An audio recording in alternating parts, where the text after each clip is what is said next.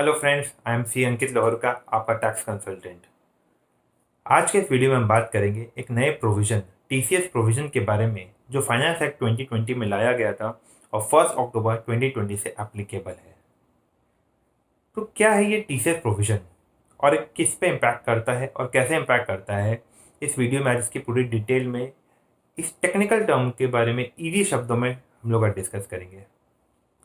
TCS का मतलब है टैक्स कलेक्टेड एट सोर्स, यानी कि जो व्यक्ति को पैसे मिल रहे हैं वही सामने वाले व्यक्ति से एक टैक्स अमाउंट भी कलेक्ट करेगा जो वो गवर्नमेंट को डिपॉजिट कर देगा। इस प्रोविज़न के लाने का पर्पस यही है कि गवर्नमेंट चाहती है कि टैक्स की चोरी यानी कि टैक्स इवेजन को कम से कम कर दिया जाए एवं रिड्यूस कर दिया जाए। तो ये टीसीएस किस पे एप्लीकेबल है? टीसीएस एप्लीकेबल है कंपनीज पे, फर्म्स पे, एलएलपी पे, कोऑपरेटिव्स पे और हर वो इंडिविजुअल और एचएफ पे जो लायबल है ऑडिट अंडर सेक्शन 44AB या जिसे हम आसान भाषा में टैक्स ऑडिट कहते हैं।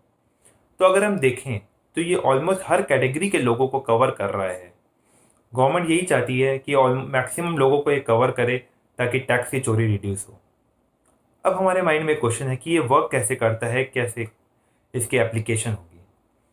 तो ये जो नया प्रोविज़न आया है ये है बाइंग और सेलिंग के लिए, यानी परचेजर और सेलर के बीच में जो ट्रांजैक्शंस होंगे उसके ऊपर ये वाले नए प्रोविजन एप्लीकेबल हैं।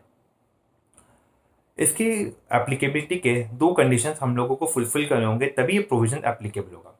सबसे पहला कंडीशन ये है कि जो सेलर है उसके प्रीवियस ईयर में टर्नओवर 10 करोड़ या उससे बेसिक की होनी चाहिए, तभी ये प्रोविज़न एप्लीकेबिलिटी हिट करेगी। और सेकेंड क्राइटेरिया ये है कि जो सेलर है वो अगर बायर को एटलीस्ट बायर से उस पर्टिकुलर फाइनेंशियल ईयर में 50 लाख या उससे अधिक बेसी के सेल प्रोसीड्स अगर सेलर को मिलती है तब यह प्रोविज़न एप्लीकेबल है।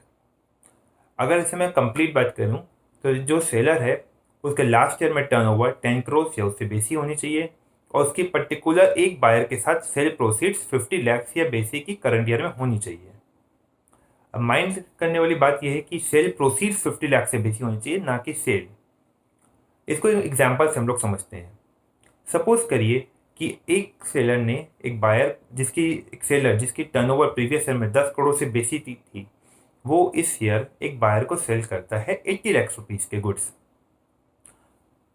लेकिन अगर बायर ने उस पर्टिकुलर करेंट फाइनेंशियल ईयर में पेमेंट किया सपोज ओनली 45 लाख रुपीस, तो टीसीएस की प्रोविजन हिट नहीं करेगी क्योंकि सेल प्रोसीड्स सिर्फ 45 लाख की मिली है। भले ही सेल 80 लाख का हुआ हो उससे कोई मतलब नहीं है, 45 लाख की सेल प्रोसीड्स मिली है, यानी जो 50 लाख से टर्नओवर जो लिमिट है 50 लाख की जो क्राइटेरिया उससे नीचे की है, इसीलिए उस पर टीसीएस एप्लीकेबल नहीं होगा।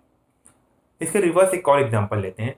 सपोज करिए इस ईयर सेलर ने सेल किया है 40 लाख से गुड्स, उसको बायर से मिल गया है 40 लाख उसके गुड्स के प्लस 15 लाख एडवांस मिल गए हैं नेक्स्ट ऑर्डर के लिए। पर्टिकुलर फाइनेंशियल ईयर में सेलर को बायर से सेल के बिहाफ में मिले हैं 55 लाख रुपीस। अब ये कंडीशन हिट कर रही है क्योंकि 50 लाख का अमाउंट क्रॉस कर रही है। नेक्स्ट क्वेश्चन हमारे माइंड में आता है कि क्या ये टीसीएस जो है ये पूरे अमाउंट पे होगा 55 लाख या सिर्फ 50 लाख से अबव ट्रांजेक्शन पे। तो इसका ये प्रोविजन है कि ओनली 50 लाख से अबव जितने भी रुपीज़ हैं, यानी जो 55 लाख अगर उसने सेल प्रोसीज मिला है तो 5 लाख जो एक्सेस अमाउंट है सिर्फ उस पर ही ये टीसीएस डिडक्ट होगा। टीसीएस की रेट है 0.1%, बट अगर पैन कार्ड ना हो तो ये 0.1% की जगह 1% डिडक्ट होगी। हालांकि गवर्नमेंट ने मार्च 2021 तक रिलैक्सेशन दे रखा है और 0.1% की जगह 0.075% ही टीसीएस चार्ज किया जा रहा है। तो ये तो बात हो गई टीसीएस कैसे कलेक्ट होगा, सेलर कैसे कलेक्ट करेगा। अब नेक्स्ट पॉइंट आता है कि ये टीसीएस जो सेलर ने कलेक्ट किया है वो कब और कैसे गवर्नमेंट को डिपॉजिट किया जाएगा। टीसीएस पर्टिकुलर महीने में जितना भी कलेक्ट होगा वो नेक्स्ट महीने की 7 तारीख तक गवर्नमेंट के अकाउंट में डिपॉजिट हो जाना चाहिए। उसकी क्वार्टरली रिटर्न भी जाएगी जिसकी डेट्स है अप्रैल टू जून क्वार्टर की डेट है 15 जुलाई, जुलाई टू सितंबर की डेट है 15 अक्टूबर, अक्टूबर टू दिसंबर की रिटर्न जाएगी 15 जनवरी और जनवरी टू मार्च रिटर्न जाएगी 15 मई। यहाँ 15 अप्रैल नहीं 15 मई है, यहाँ पे एक्स्ट्रा टाइम दिया गया है मार्च के रिटर्न के लिए।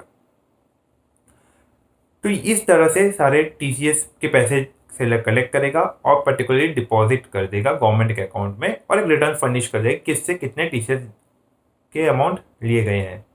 टीसीएस रिटर्न लेट से लगाने से या पैसे टाइम पे नहीं डिपॉजिट करने पे सेलर पे पेनल्टी है और फाइन लेट फाइलिंग फीस भी है। तो इस तरह हम लोग ने जाना कि किस तरह से टीसीएस का जो नया प्रोविज़न है ये एप्लीकेबल होगा, किस तरह बाइंग और सेलिंग के बीच में ये नया प्रोविज़न आया है जिसे सारे परचेज और सेल ट्रांजैक्शन गवर्नमेंट के दायरे में आ जाएंगे। इससे और एक चीज़ होगी, जो बायर्स हैं उनकी वर्किंग कैपिटल हिट करेगी। जी हाँ, जितने भी उन्होंने परचेज करेंगे, जो भी बड़े बायर्स हैं जो 50 लाख से बेसी का परचेज करते हैं, उनकी हर ट्रांजैक्शन पर 50 लाख से ऊपर के ट्रांजैक्शन पे 0.1% ऑफ द अमाउंट जितने भी होंगे उतने वर्किंग कैपिटल उनकी ब्लॉक हो जाएगी। तो ये उनके बिजनेस में एक नया एक्सपेंस तो नहीं कहेंगे, लेकिन हाँ एक ब्लॉक इन्वेस्टमेंट आपका हो गया है जो कि आपको रिटर्न इनकम टैक्स रिटर्न जब आप फाइल करेंगे तब आपको रिकवर हो सकती है। इससे आपकी वर्किंग कैपिटल हिट होगी, तो इसलिए आपको अपना बिजनेस की प्लानिंग भी थोड़ी सी चेंज करनी पड़ेगी और उसको प्रॉपरली प्रोजेक्ट करना पड़ेगा। इसी के साथ आज का वीडियो ख़त्म करते हैं। Thank you everyone for watching this video. अगर पसंद आई हो तो लाइक और सब्सक्राइब जरूर कर दें। Thank you.